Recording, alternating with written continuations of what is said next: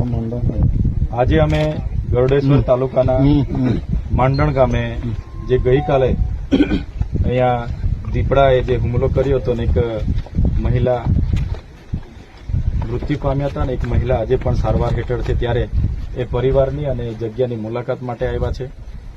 ત્યારે અહીં અમને લાગે છે કે આ દીપડો કોઈ જગ્યાએથી કદાચ પાંજરામાં કોઈ જગ્યાથી લાવીને અહીંયા મૂક્યા હશે તો જ આટલો બધો છંછેડાયેલો છે.